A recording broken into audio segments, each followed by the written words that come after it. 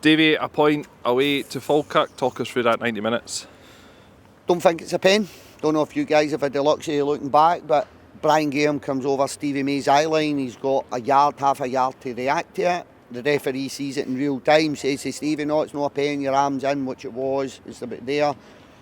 Probably just verging on being natural, but the time that Stevie's got to react to that is minimal. And to be fair, Stevie was on the park for about 10-15 minutes trying to play through. He got a trapped nerve, so he actually couldn't motion his arms out because he was kind of rigid in his position. So really disappointed when I watched.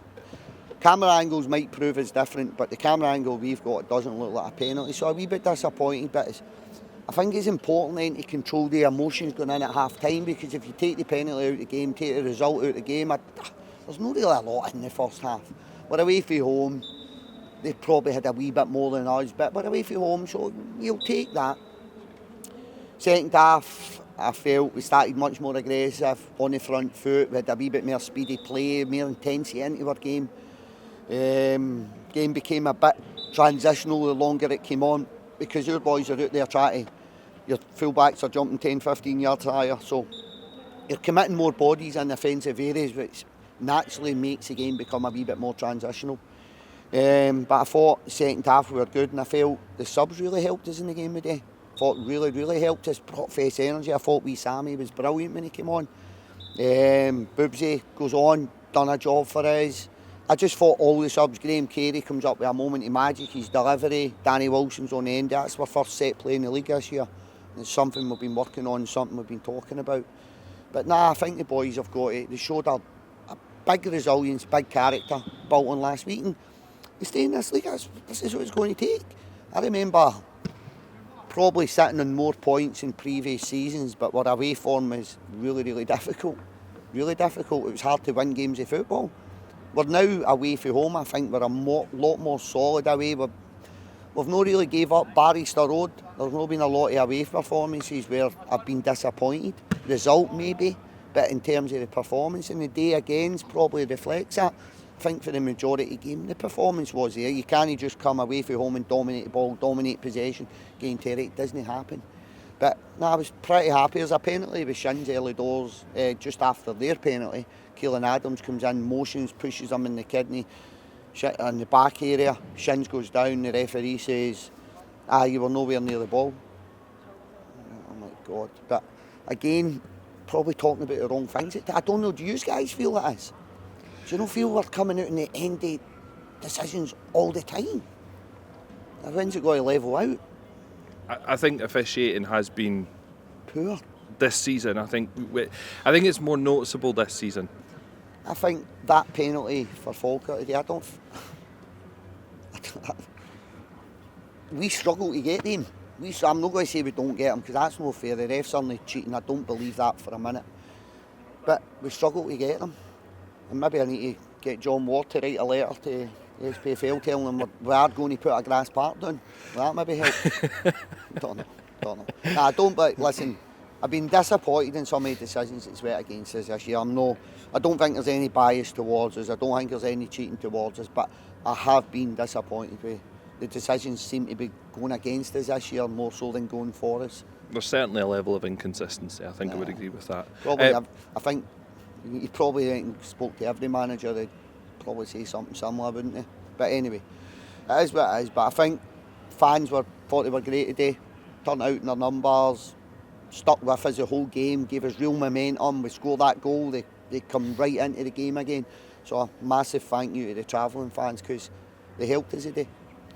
You mentioned your positive substitutions, and I think to single out Graham Carey, that's 2 goal involvements in the last two weeks. Mm-hmm. So I mean, how is that for you, knowing you can look to your bench and have such a plethora of talent on the bench there? I think a big one for me this year was trying to bring players in that have got that moment. Graham showed that with St Johnstone last year against us. It was unbelievable. You've got to remember that Shins has got that as well. He plays Shins as a 9 or a 10 later on in games. He's they're so clever footballers, but they can also, their execution, their technique's brilliant. Robbie Muirhead's a game changer. Look at Ross County away. Robbie Muirhead's a game changer. So it was in my head that you can't always start with these boys who are technically so brilliant, good football and IQ. You've got to remember their ages at times as well.